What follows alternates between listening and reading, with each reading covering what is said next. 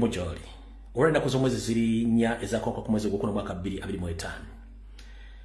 Ngabo kibadde bbanga lyonna kuva mu 1996. Museveni bwe tugenda mu kalonda yeetera abagenda muvuganya anatubafandinga era bwe kigenda maaso n'okuteekawo confusion ne divide and rule. Kati abadde bazibangoberera najja ne mbagamba ekibiina kya Mpuuga kye yagula kye bayita PPF mukijjukira njagala ajjukire ekibiina kyawandika watakijjukire kya PPF njagala ajjukire ekibiina kya PPF kye nabagamba ekya Mpuuga nabagamba Mpuuga bamuguze ekibiina kya PPF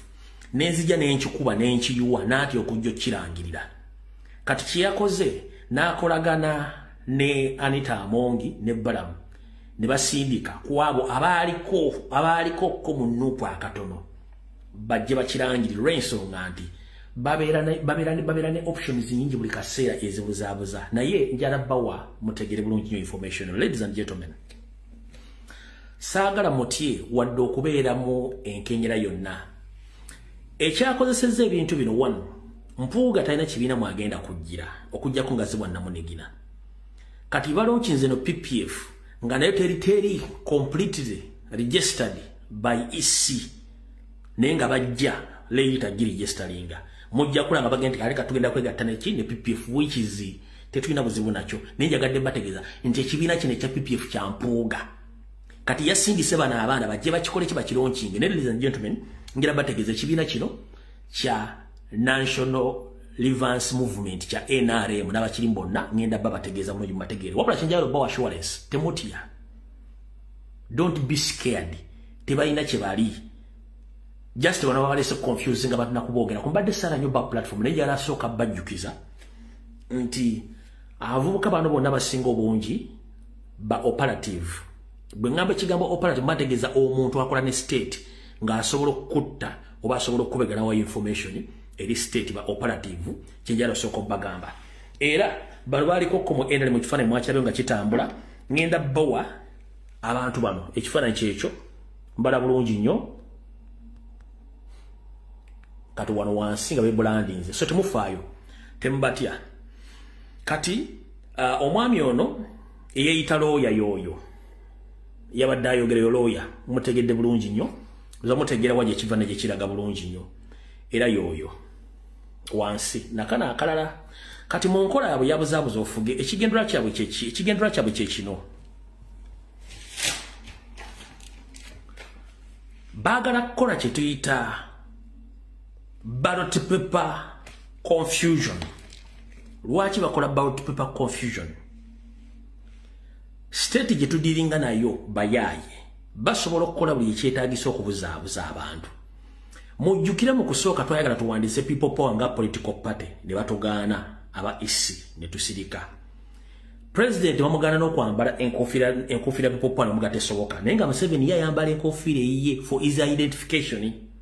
kubanga nayo mu kibiina kya National Relievance Movement enkofiira teriiko si kabonero neffe enkofiira naffe baagitugaana. Kati kino bagambye nti bakiregisterinze era n'enkofiira yaabwe n'ekikonde. Kati bino byonna kye tuyita confusion. One, eri abantu abajja okufuna obuzibu okwawula wakati w'enkofiira n'ambuleera n'ekijja twangiro olw'ensonga ebintu ebyogerwako byonna biri gazetted mu constitution ya national platform empya so tewali kimweraliikire kimukiveeko temukyeraliikirirako olya bulungi nnyo nenjagadde bategeeza nti kana akavubuka akatono akaliko akalinga kalolizo mu Kampala kebayita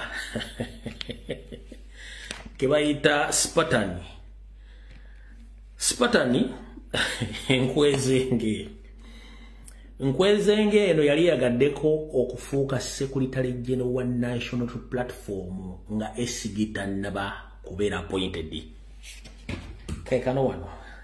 omanyi jarabako puliyambo mutegeere kekano wano kano kali kayagaddeko okufuuka ka secretary general ako kekano wano mukatambi aha keko ako wanga mu butongole oluvannyuma lw'ebbanga nga bakukutane kaweefube okuwandiisa ng'ekibiina ky'ebyobufuzi. Ssentebe w'ekibiina kino Haji Musa Misango, ssaabawandiisi waakyo Spartan Mukajo Ashlis, munnamateeka Robert oyo Spartan era yagaddeko okubeera Secretary General w'ekibiina before ekya National Platform. Kati imagine nga yabadde Secretary General okusinziira ku information gye nabawanga baagala kutwala ekibiina kya National Platform okitunda. Kyandibadde weekiri kati kyenva nkugamba omusajja gwe bayita Kyagulanyi Katonda yamuwa okutegeera n'okumanya byonna bimukwasa lumu. Goloza ki akasajja kano yakamma obwa Secretary General kamaliriza kaze eno kati kambategeeze nno. Haji Misango oyo mwavu muzibu alinga mponga bye wa NRM kati ono gwe bayita Lutalo lawyer ono agent oba operative wa ISO era nga bebamu ku group z'abavubuka National Lovers Movement ISO bebasindika kuba bamusindika asomera amafuta bagamusindika agasome Ireland nagenda nasoma amafuta kati kamba asomere group y'abavubuka bano muleme bagwa amolala one. Oyo mukulu gwe bayita Spartan yomu kuba state agent Haji Misango yomu Lutalo Godfrey Gwemba Gambi yomu kubbo kati group yenera gye mutamanyi mulye bulungi nnyo. Kuliko kisa kya Mukama group yeyo kuliko Anit Evelyn Aniti ye group yeyo Evelyn Aniti ye group yeyo kuliko Hudu Hussein yali aradesi wa Kampala group basomera group kati mainze kuva ku mutwe paka waggulu kati group nje basomera yonna. Kuliko Hudu Hussein be operative wa government kuliko Daudi Kabanda ono mumpi alinga ekiro kya Nomi Daudi Kabanda mumanyi yabera ku NBS mumpi to Muganda ngate Munyarwanda Daudi Kabanda. Sewava Joseph Mukasa eyaferako katikiro Buganda ya Wumbula kuliko Seruyinda William kuliko Agaba Abbas kuliko Twaha Sonko n'abala bonna bano operative ba state agent abakozesebwanga yaliko minister William Kinobe ate nga William Kinobe yali akola on behalf of Karekezi Kayihura mu biseere Kayihura nga ye yali Inspector General of Police kati abaana bona mbategedde bulungi nnyo mubategedde kati it's not a surprise sagala mwera likirire jazi n'abanyonyola buli kimu kiri nze njagadde bawa just brief prayer mutegera abantu mudiringana aba state operative temutya one babagambe ne slogan ya people power registered under the new constitution so bagenda kubeera so tudiringana NRM egamba nti modified ngate modified mutegedde bulungi nnyo kati otugenze maaso njagadde mutegere bulungi nnyo kati bwetuva kwawo nabadde nina entalo zesagala kuyingira mu gansirise mwena bana Uganda buli mujoli olwenda kuzomwezi ziri nya ezakoko ku mwezi gw'okuna mwaka 2025 ngabo kibadde bbanga lyonna kuva mu 1996 Museveni bwe tugenda mu kalonda yeetera bagenda muvuganya anatuba fundinga era bwe kigenda maaso n'okuteekawo confusion ne divide and rule kati abadde bazibangoberera najja ne mbagamba ekibiina kya Mpuuga kye yagula kye bayita PPF mukijjukira njagala jjukira ekibiina kyawandika watakijjukira kya PPF njagala ajjukira ekibiina kya PPF kye nabagamba ekya Mpuuga nabagamba Mpuuga bamuguza ekibiina kya PPF nenzija n'enkikuba n'enkiyuwa n'atya okujja okirangirira